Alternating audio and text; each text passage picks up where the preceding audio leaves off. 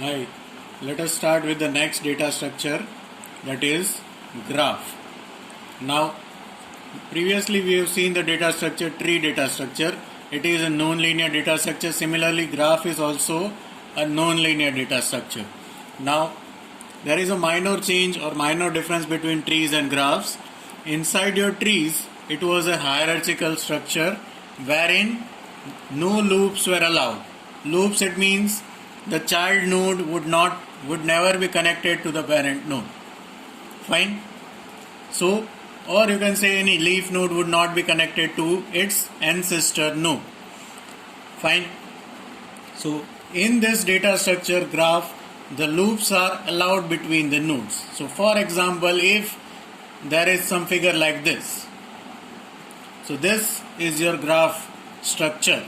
This cannot be said as a tree data structure because the loops are present inside your structure. Fine. Whereas this can be said as graph also, but specifically we call this as a tree. Clear? So this is a minor change between graph and trees.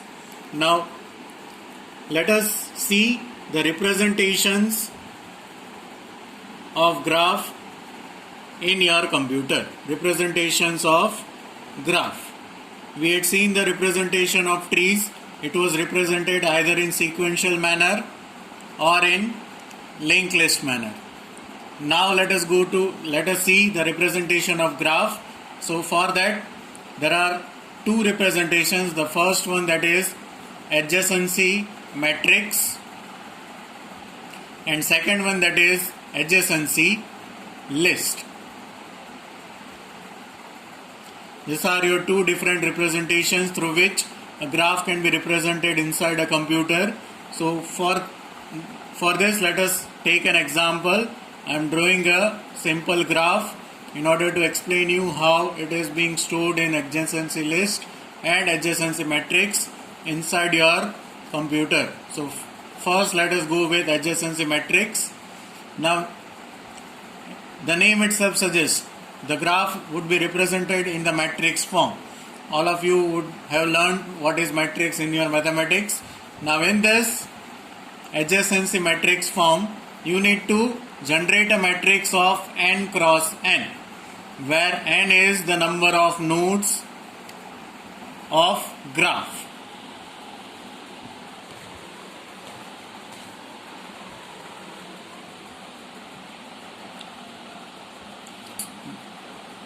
Which we are using in trees would be the same, such as nodes, or you can say a root node, or you can say degree of node, in degree, out degree. So this were the terms which were used in trees. The same thing we are using in graphs, and the same notations would be used in graphs. So in adjacency matrix, you need to draw a matrix of n cross n, where n represents the number of nodes. So over here there are 5 nodes. So I am drawing a matrix 5 cross 5, 1, 2, 3, 4, 5, 1, 2, 3, 4 and 5. So this is your matrix 5 cross 5. Now in this matrix you need to represent this graph. So is there any link from 1 to 1? Is there any link which is connecting node 1 to 1? There are no links, or you can say there are no loop links. If it is like this, then we can say it is as a loop link, but there are no loop links. So for all this diagonal it would be 0. Fine. Next, is there any connection between 1 to 2? Yes, there is a connection between 1 to 2. So represent it as a 1. Is there any connection between 1 to 3? 1, 3. Is there any connection? No direct connection. So I need to represent it with 0. Next, 1 to 4. Yes, there is a connection. So I need to represent it with 1. 1 to 5. There is no connection, direct connection. So it is 0. Similarly, the complete matrix would be done. 2 to 1. Yes, there is a link. So we need to write as 1.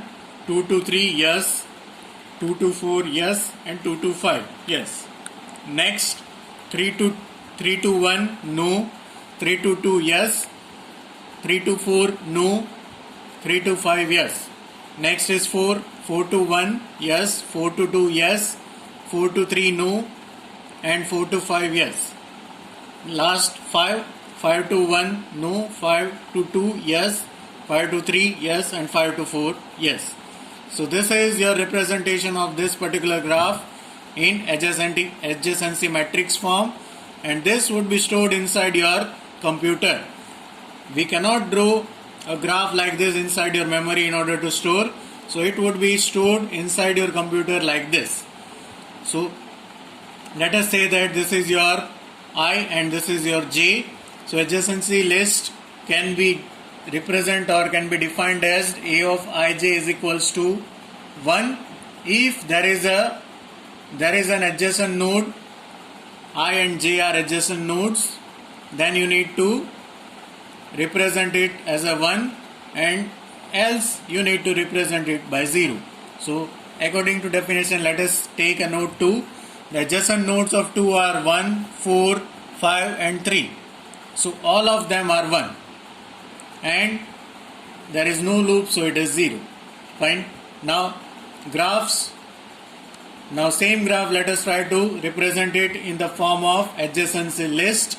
Now adjacency list, again the name itself suggests list, it means it would be stored in the form of linked list. So you need to make one list having 3, 4 and 5.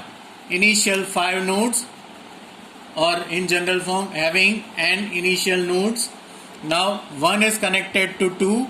So you need to make a link from 1 to 2, and 1 is connected to 4, and the last element is last address is null.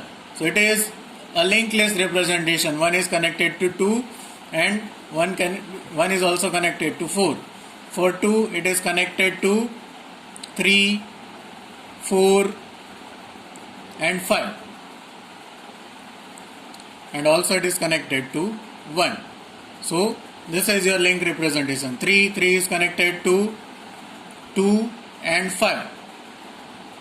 So this becomes your link representation. For 4 it is connected to 1, 2 and 5. 1, 2 and 5. And the last one 5, which is connected to 4, 2 and 3.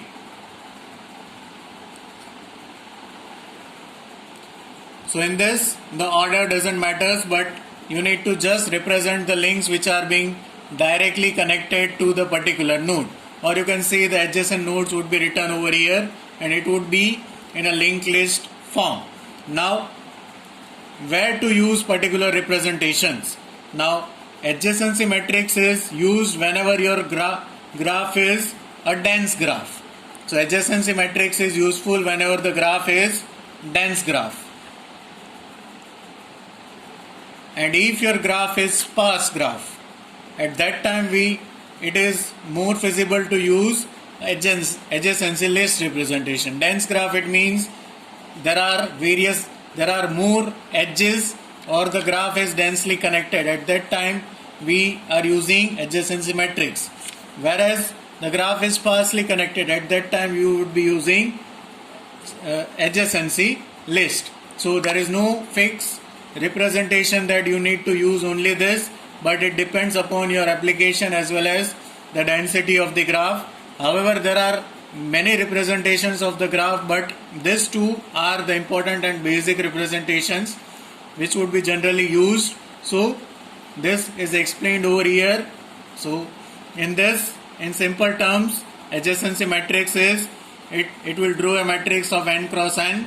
The adjacent nodes are represented as 1 and others as 0, and in adjacency list it represents a list of n elements, and they are connected with adjacent nodes. That's it for today's lecture. Thank you.